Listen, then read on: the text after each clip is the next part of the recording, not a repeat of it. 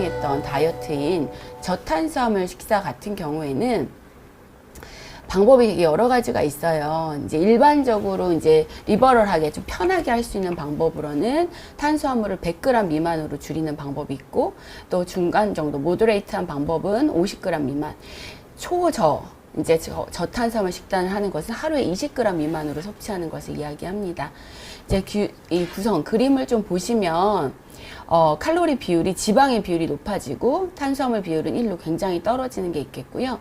우리가 탄수화물을 제한할 때의 장점이 결국은 우리가 바로 혈당을 올려 당의 섭취가 줄기 때문에 우리가 인슐린 분비가 줄고, 이로 인해서 지방을 산화시키는 케토시스가 일어남으로써 체지방을 연소시키고 줄일 수 있다라는 게 이 저탄수화물 식사의 장점이라고 이제 얘기하는 거죠.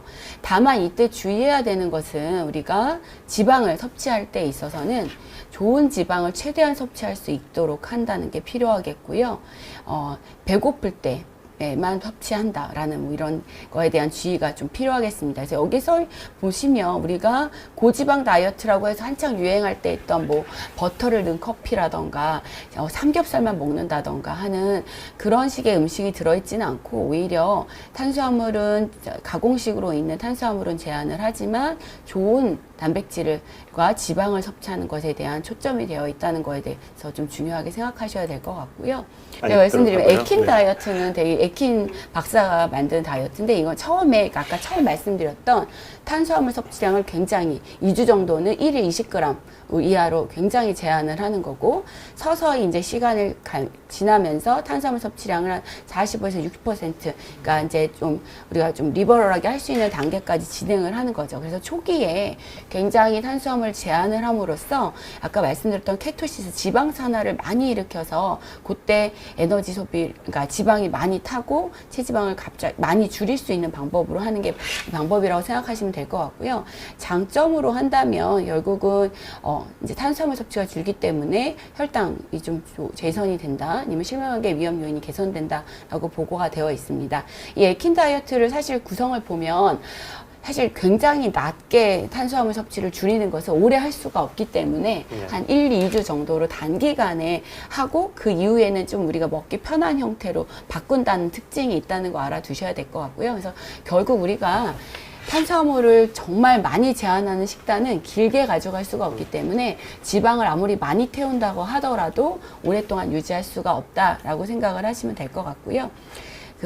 좋은 다이어트는 사실 이게 중등도 탄수화물, 그러니까 탄수화물 섭취를 약간 덜어서 하는 것이고, 사실 우리나라 기본 식단에서 탄수화물 섭취 비율이 사실 많은 분들은 막 80% 이상, 그리고 보통이 한 7% 정도가 되기 때문에 우리나라 사람들한테는 좀 탄수화물을 평소보다 좀 줄여서 먹고 좋은 단백질과 좋은 지방, 그리고 야채로 많이 채우는 식단을 해본다면 좀 적용하기 좋지 않을까 싶습니다.